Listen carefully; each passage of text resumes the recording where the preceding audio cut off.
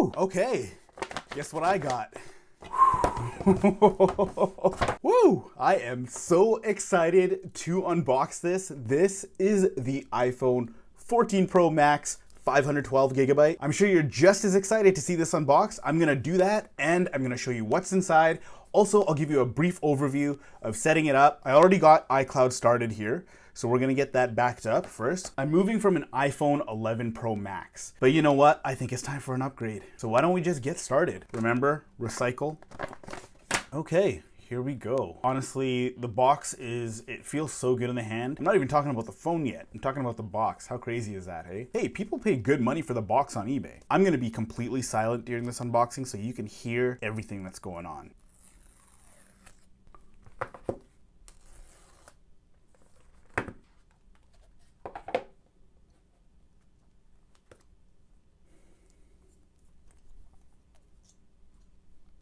By the way, I got a deep purple here, so just look at that. Honestly, it looks better in person. I was hoping that Apple would bring back the Sierra Blue, but when I saw the deep purple, I was like, you know what? This will do. This is fine. And if we look at it from here, from this angle, I don't know, what do you guys think? It has kind of a grayish tone to it. It is purple, you can definitely tell, but it's a very subtle purple. And just kind of comparing it to my iPhone Pro Max, it is a bit bigger, so it is a little bit taller here. It is a bit taller, I would say. In terms of width, they're kind of the same. Actually, you know what? I will take it out of the case. I should have done that from the start. I am sorry. Let's take the 11 Pro Max out of the case. All right, now we can put this side by side. You can see. So yeah, you can tell it's a little bit bigger than the 11 Pro Max. And I'm not complaining. Honestly, I think the bigger screen is definitely better. And look at that. Look at the lenses on this. Look at that. Hold up, hold up, hold up. Look at the lenses right here. Look how thick those lenses are. Okay. Now look at how thick the iPhone 11 Pro Max is. Come on, just focus there. There we go. You can see how thin the 11 Pro Max is. And you know what? That's not a bad thing because this camera is packing a punch. Now look at this. Look at how thick the 11 Pro Max camera is. And then look how thick the 14 Pro Max camera is. And yeah, I'm not complaining. Honestly, this is a 48 megapixel camera. This is a 12 megapixel. So you're jumping, and the reason why I'm moving from the 11 Pro Max to the 14 Pro Max is because there's a huge jump in the camera. Now, because of that, that is the only reason that I wanted to switch. I mean, the 11 Pro Max has been perfectly fine for me in the past 3 years that I've been using it. I have no reason to switch other than the camera. And because I do a lot of video, I'm still going to be keeping this. I'm just going to be giving it to my wife because it is a more than capable device. And I think it has served me well, but it is time for the switch. With the 14 Pro Max, we have a 4,323 milliamp battery. That is huge. That is massive. I have no doubt that this thing is going to last the entire day. No problem at all. All right, let's pull this off. Wow, that screen, honestly, it's not even on and I'm blown away. Now, one of the things I'm really excited to use on this new phone is the dynamic island. Now, what Apple is doing is they're using some software magic or trickery to use that entire area as something called dynamic island, where it'll show notifications. So it's something that's actually useful. They're putting function within that area, so it's not just a notch, right? Or a pill-shaped design that's taking up space. They actually use it to utilize every part of the screen, which is fantastic. Okay, so let's look at what else we have in here. We have a USB to lightning cord adapter. There is no power brick. I mean, Apple, they suck because of that, but you know, what can you do? A lot of companies are moving that way. Apple paved the way for that kind of thing, and I don't like it. I don't like it at all. We have the SIM ejector tool. Now, one thing I should note is the American version, the US version, actually doesn't have a SIM card tray. But this is a Canadian version, and it absolutely does. There you go, look at that. We have a SIM card tray. Ha! Eat that, Americans. Canadians get shafted on a lot of things, especially phone plans. Americans, you guys get it for super cheap. So this is our thing to brag about. We got a SIM card tray. Look at that. Okay, I'm ready to boot this up. I hope you guys are too. Apparently the chime or the boot up sound on this is different. I should have actually turned it on off silent. So you can see right here, we're already on the setup screen, that very familiar hello greeting. Let's just admire the phone for a second here. Look at it. Look at those bezels as well too. Now, some of you might not be coming from an 11 Pro Max, but I'm going to show you what I have here. It's the closest thing I can even compare it to, so I do apologize. I don't have the 13 or anything like that, but you can see. So we have a 120 Hertz ProMotion display, and that is a big step up from the Pro Max. This thing is smooth. I have had no issues with it. So that might not be a huge selling point for some of you, but this dynamic island is something that is completely new, something very innovative, I think. And some of you could disagree. I think it is an innovative way to use that pill shape. I would rather have that than this pill just in the middle like that, you know? But that's just my opinion. What do I know, you know? And what we're gonna do is I'm gonna show you the setup process moving from the iPhone 11 Pro Max to this. I've already backed it up in iCloud, so we're gonna set up manually. Okay, I'm going to hook up to my Wi-Fi network. Okay, so I'm just gonna enter in my password here. I already have an eSIM on this 11 Pro Max, so I'm really just transferring the eSIM over. So if you guys wanted to see how that is as well, some people are moving from a physical SIM. All you would need to do if you're moving from a physical SIM is you'd have to go to your carrier and you'd have to ask for an eSIM. And what that is it's just a QR code on a card, and you take that, you take it home, you just scan it on your iPhone. I'm gonna be making a video on how to set up eSIM as well too, so if you wanted to see that, please subscribe, let me know. But all you would have to do is just scan that and then set it up through the iPhone. And it's great because the iPhone 11 Pro Max has eSIM, but it can't have two simultaneous eSIMs running at the same time. And this might be a concern for some people who are traveling as well too.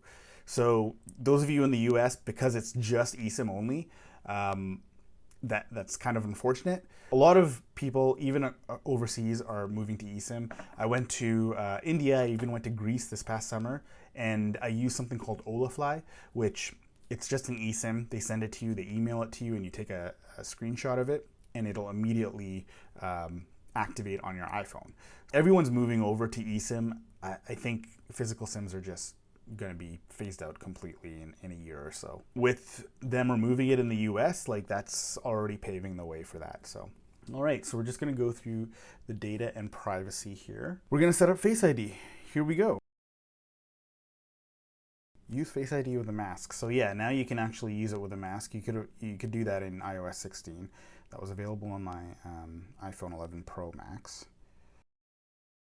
Remove your glasses for the third Face ID scan. All right. Perfect. Face ID is set up. Now I'm gonna just do my passcode. Okay, so now here is where we're gonna transfer the apps and data from my old phone over to this one. I wanna transfer everything that I have on here, so I'm just gonna say restore from an iCloud backup. It's gonna ask you for your Apple ID. And I just gotta say as well too, with iOS 16, you now have haptic feedback on the keyboard, something that's not enabled by default on here, which I'm going to enable as soon as we get in. So I'll tell you a couple things. With the iPhone 14 Pro Max and the iPhone 14 Pro, you have an A16 chip, which is Apple's latest and greatest. With the regular iPhone 14, you're left with the old A15 chip from the previous iPhone 13 and 13 Pro. So that's just something to keep in mind. Everybody wants the Pro or the Pro Max. They had a huge surplus of iPhone 14 units. None of it sold out, but this guy can't get it until October. All right, so we're gonna just pull up that backup that we have here. I'm going to pull the latest backup, and then I'm gonna make sure all of this stuff. So the great thing about this is it's literally transferring everything to your new phone. Your Apple Wallet, your apps and data, your settings, even my Apple Watch, it's transferring over too. The connections for that, great. And here's where we set up cellular. All right, so you guys ready for this? I am going to move this over to, so transfer from a nearby phone. So there's two ways of doing this. Like I was mentioning before, you can use the QR code or you can transfer from a nearby phone. I'm going to transfer from a nearby phone, and you can see right here that it's going to transfer from the iPhone 11 Pro Max. I'm just going to hit continue, and then it asks for a verification code. That's great, security and all.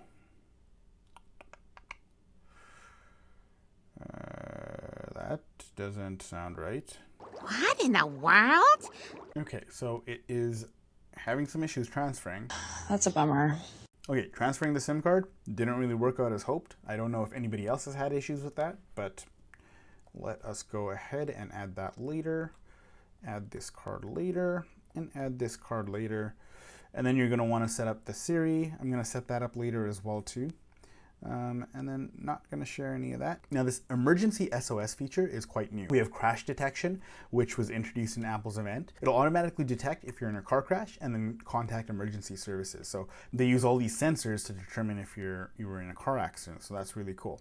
I'm just going to go there and we're going to restore it from the iCloud. So let's get that going.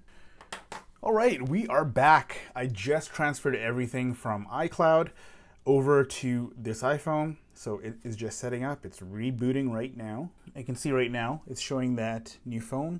It's showing pair watch with the new iPhone, and it's buzzing on my wrist like no tomorrow. So I'm going to just say yes. And then I enter in my passcode. And now my watch is rebooting. And it essentially, when you pair it to a new phone, your watch will reset completely, and then it'll just set up again. So this is going to take a while as well. And now you can see restore complete. That is fantastic. And what it's going to do, it's just going to download the apps and all that stuff, your data and all of that, while you're enjoying your new phone. So okay, we're just going to do all this stuff later, and boom. But you can tell that everything looks identical. It's fantastic. So it looks like maybe my carrier does not support transferring of an eSIM, which is stupid. That is a carrier thing. And I will probably talk to my carrier tomorrow in regards to that, but for now I am not going to transfer the SIM. But yeah, as you can tell, everything's identical. Like your home screens are all set up, and that's the beauty of iCloud and just backing up on iCloud. There's really no setup that's required there. You just have to re-input your passwords and all that kind of stuff. If you use Google Authenticator for a lot of things, I use it for work a lot, you would have to transfer that over. So don't forget to transfer that from your old phone. So let's dig around a bit. Let's see what we got. I want to try out this dynamic island, so I'm going to just first boot up Apple Music, and let's just play this. Let's see. Look at that. You can see dynamic island just playing along there. That is really cool. And it's very responsive too, so. So you can see here the dynamic island when you click it. Look how responsive and fluid that is. And yeah, some people will complain about it causing you to like maybe smudge your front facing camera, but I don't know. I don't think that's a huge issue. You're just touching the sides, to be honest. You're not really touching the camera itself, and eventually you'll get used to it so you don't touch the camera all the time. But hey, just wipe it with your shirt or something. I don't know. So yeah, this restore is going to take quite a bit of time. There's 82 gigs that it's pulling down. This is a 512 gigabyte phone though, so it will have tons of room. The reason why I went with a 512 gigabyte version this time around is because I take a lot of videos. Videos in 4K are going to take up a lot of space here. The one thing I do notice though is that the display is not as bright. It might just be because the device is pulling down stuff, and I can feel it's getting a little bit hot as well too, so that might be why it's like trying to. I don't think this is full brightness. I think it's just ramping down the brightness right now because the device is a little bit hot. It's pulling everything, it's doing everything on initial setup. I will let you know if it is, if that is the case. After it cools down here for a bit, I'll see if the brightness does go up, but at the moment it's not very bright.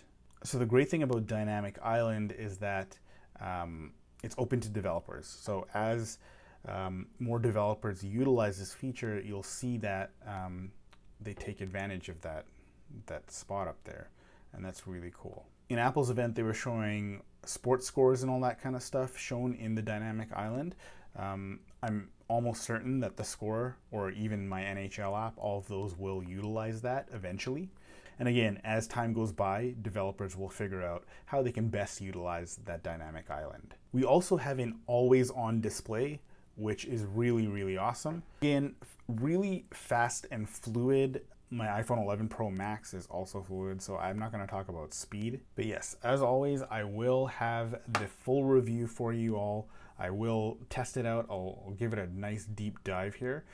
So definitely keep it locked on this channel. And you can follow me on Instagram and TikTok. I will be giving updates on the phone and just giving you my thoughts. But that's all I have for you tonight. I'm excited to play around with this myself. I'll catch you in the next one.